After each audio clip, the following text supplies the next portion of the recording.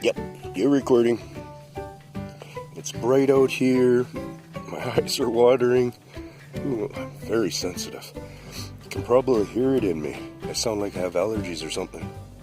I actually think it's because the place I'm staying at during the day and stuff, hanging out around. I'm still sleeping in my camper, but the place I'm hanging out is got air conditioning, so I think that's because I've never had allergies in my life and stuff, and just how they started and how I'm going through them and stuff, I'm thinking it's a reaction to the air conditioning.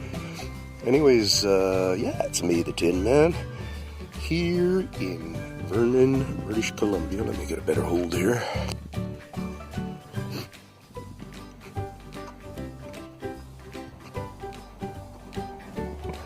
This, what did my nephew say this lake was called? Okanagan Lake. This is all part of Vernon. The little town of Vernon's right back there. This is a huge subdivision. Well, not huge, I shouldn't say, but very ritzy. The places are quite spread out. You know, I'm stopping to, you know, kind of just show everything in a way. Like, I'm stopping to point out, you guys, you know me by now, I can track them quite good. And people out there who try to throw out comments that either I can't track or nobody can track them, you don't understand then. You haven't been watching my show. I'm showing you tracking signs. Grab a brain.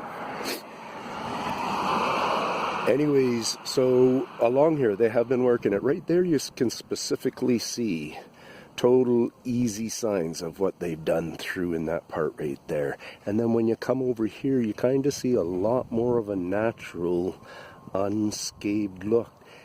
Yes, this has been drilled and blasted and knocked down. Well, whether they had to blast it or not, well, if they drill it, they generally blast it, I believe. I don't think they would just drill it and then start breaking it apart. But that's, you know, you get the picture. Now you can see how this is all being etched around there, how I talk about that. Etch-a-sketch, more fracking, taking pieces down. And if I were to walk over there, you would see piles of, you know, rubble going on and stuff. If you go up and look at the drill lines, you can start to notice and chipping aways and stuff like that. And one thing I noticed is just in a few periodic spots, because I turned around just up there, so right there on the sidewalk, if you see the spot, I don't know where you're seeing, there's some piles of this too. So I'm wondering, as they're tossing them out on the road, the people here kind of, or the caretakers, are making it a little bit more decorative, and they're just, that's a great idea actually, because that's what will be happening, is they will be tossing it on the road and doing what they do. We know that, we who are watchers. So they see this tree line there. I'm just working over to there because I see a, you know, obviously in all their trees I can see a lot of their information now, so I have to really try to dial in and decide what I would think could be an established habitat. So if you look over there, that tree line there, I'd love to be up on that mountain there. A lot of forest going on around here. There's a lot of forest fires going on. That's what all this stuff's about. And, you know, when it comes down to it, because of these beings, because of where I stood and walked with them and what they're involved in when it comes to all this tearing down and such, I do question, you know, not in a fanatic way, but I will throw that question at the science. You guys, we got to figure out if they're involved in this too, because the more we figure out they're involved in, just the more control we're going to be able to have on our own situations, like dangerous situations and, you know, different things. So let's see what's going on here then. You see that? That wouldn't have gotten, when they cleaned out, did this work here and actually made all this road and stuff, this would have been cleaned out. It's probably been cleaned out, even since. I wouldn't doubt it if they've taken down some big rocks and stuff. But that's that. That's where I am. I'm having a great time. I just took some days with me and one of my boys, my young boy, and we came up to visit his cousins and my nephews and such, and niece, and having some great old times in a great old place.